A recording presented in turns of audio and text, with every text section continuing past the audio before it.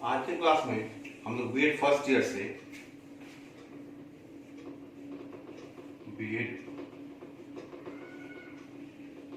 से paper C4 जिसका नाम है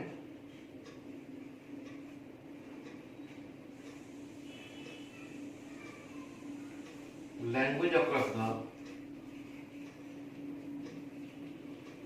करिकुलम अर्थात पाठ्यक्रम में भाषा।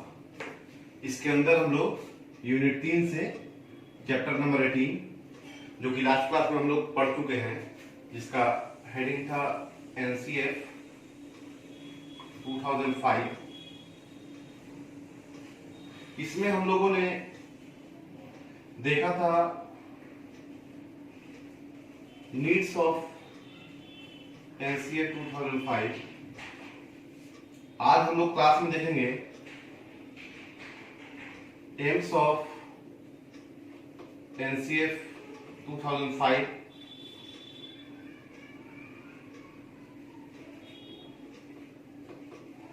प्रिंसिपल्स ऑफ NCF 2005 और स्कोप ऑफ NCF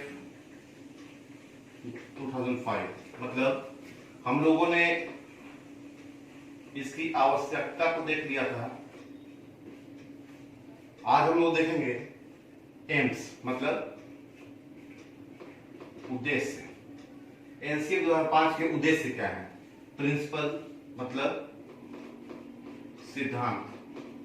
NCF 2005 जो है ये किन सिद्धांतों के लिए है, और फिर लास्ट लक्ष्य,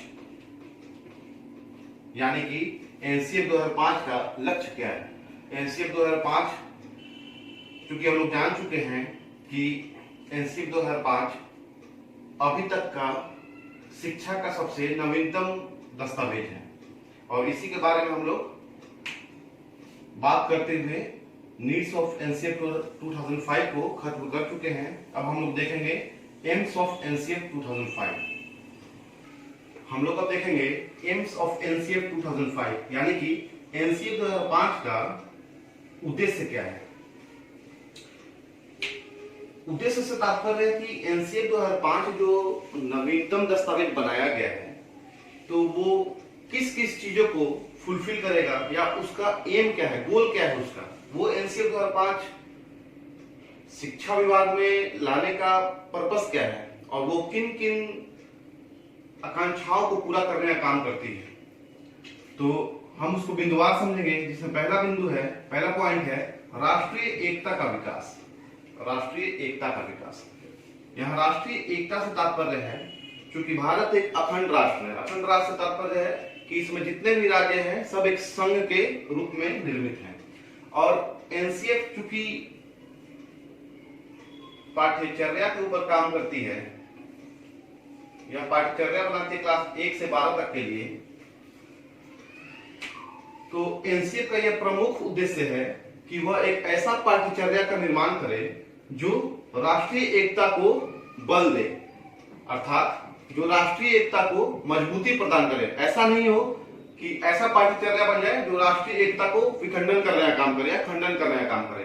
तो NCF 2005 का यह एक प्रमुख उद्देश्य माना जा सकता है कि पाठ्यचर्या एक ऐसा काम करे जो राष्ट्रीय एकता को, भारत के राष्ट्र को एक यूनिटी में रखने का काम करे और राष्ट्रीय एकता को बनाए रखे।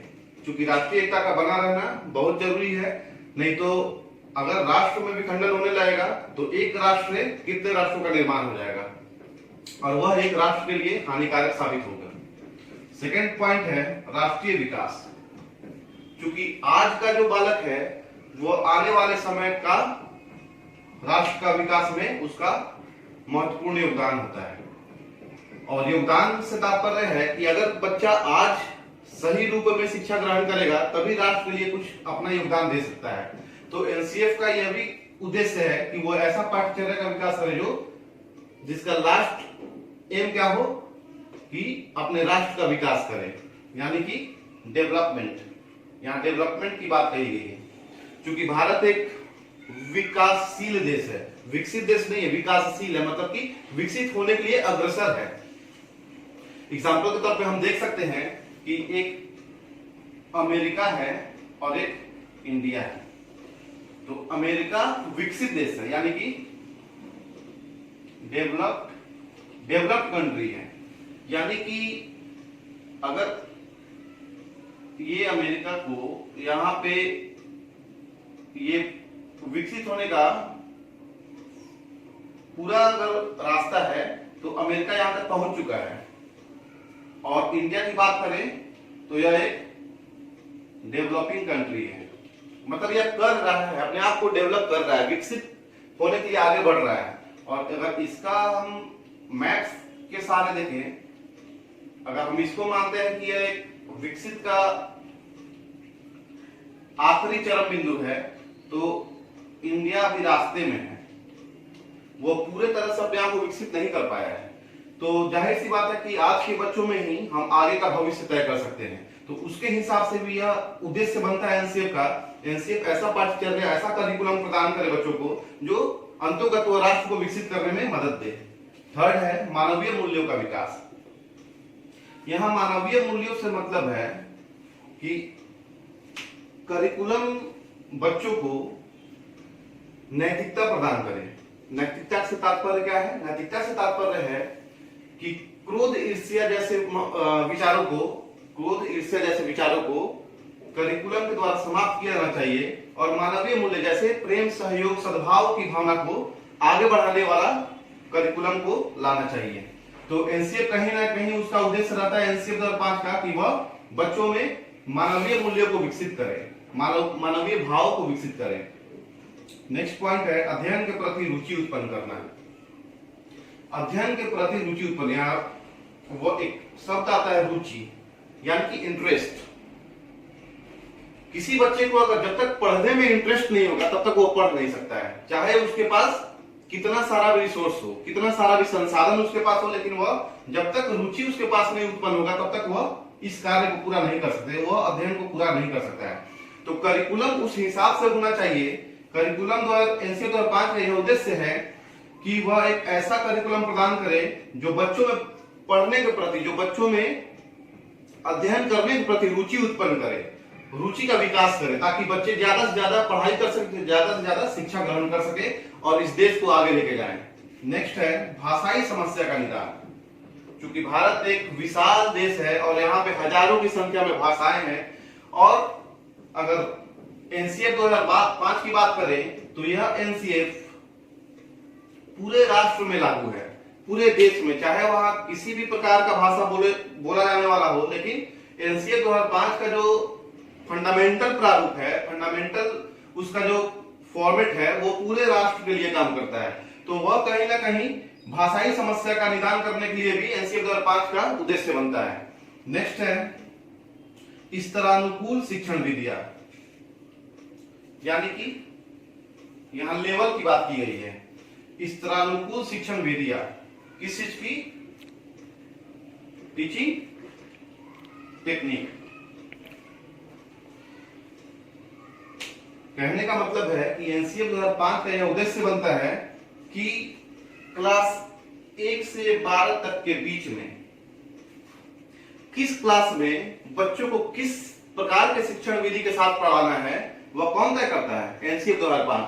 जैसे अगर हम मान लें कि 9th 10th क्लास है तो उसको हम लोग किस मेथड से पढ़ाएंगे? उसको हम लोग व्याख्या विधि से पढ़ा सकते हैं, लेकिन वही व्याख्या विधि को अगर हम लोग यूकेजी और पहला दूसरे के बच्चे को पढ़ाने लगे तो क्या वो बच्चे सीख पाएंगे? नहीं सीख पाएंगे।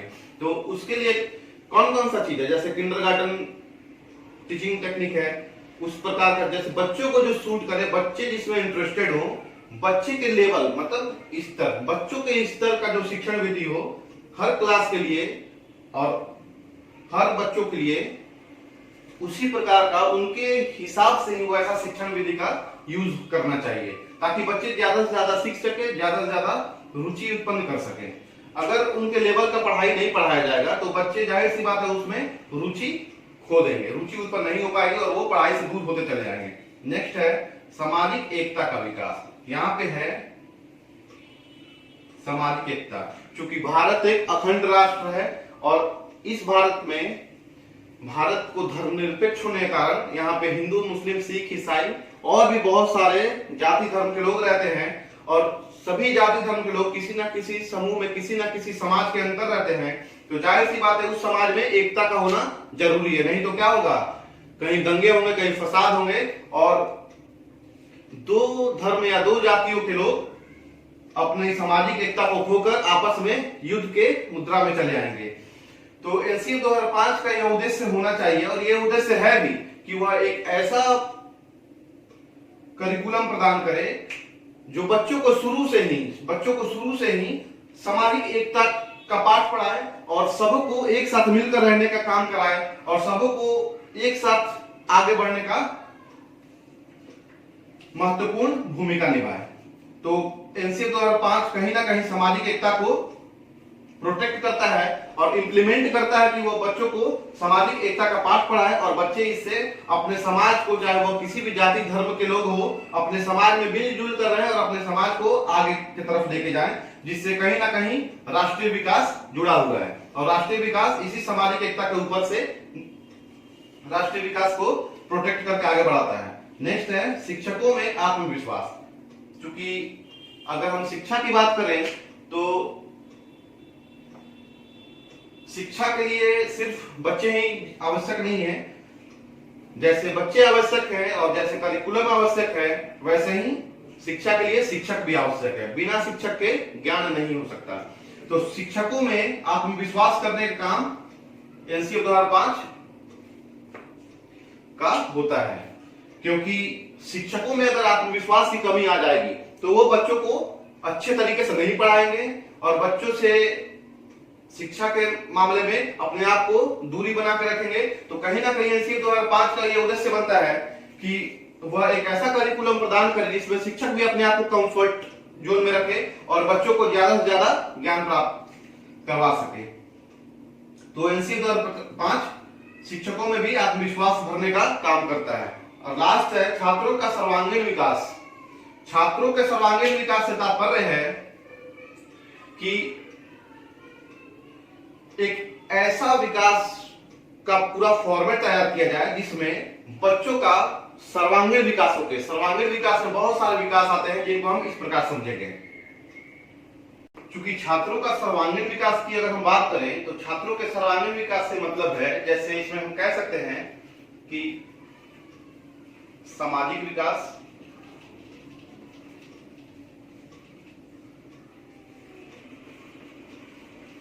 शैक्षिक विकास,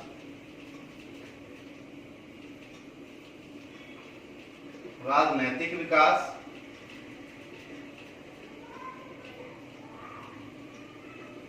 आर्थिक विकास,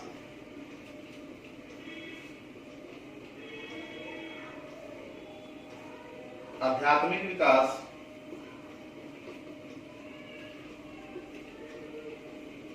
मानसिक विकास,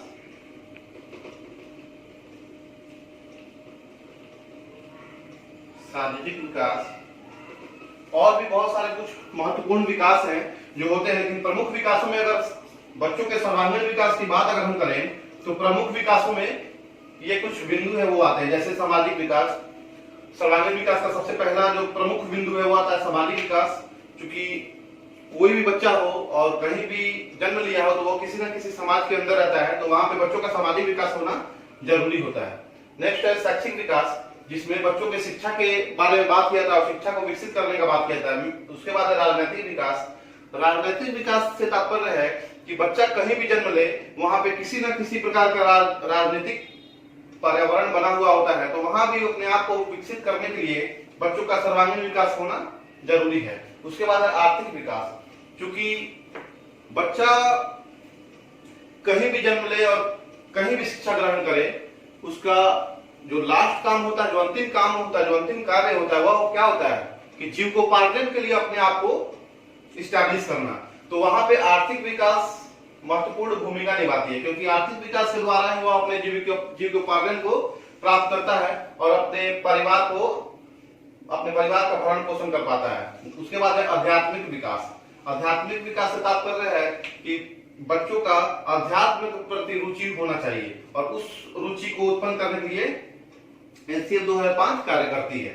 उसके बाद है मानसिक विकास, चूंकि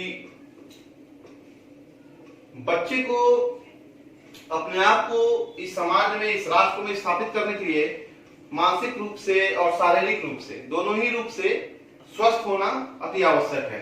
तो एनसीएफ 2005 यह काम करती है, उसका यह उद्देश्य है कि वह बच्चों के मानसिक विकास और शारीरिक विकास को अच्छे तरीके से उसको फुलफिल करे, और एक बच्चा अगर मानसिक और शारीरिक रूप से स्वस्थ है तो वह किसी भी लेवल पर अपने आप को ले जा सकता है। तो प्रकार हम लोगों ने देखा कि एम्स ऑफ एनसीएफ यानी कि एनसीएफ 2005 के उद्देश्य क्या है। अब हम लोग नेक्स्ट क्लास में देखेंगे कि प्रिंसिपल्स ऑफ एनसीएफ 2005 और स्कोप ऑफ एनसीएफ 2005, इन दोनों बिंदुओं को, इन दोनों महत्वपूर्ण बिंदुओं को हम लोग आगे क्लास में देखेंगे। Thank you.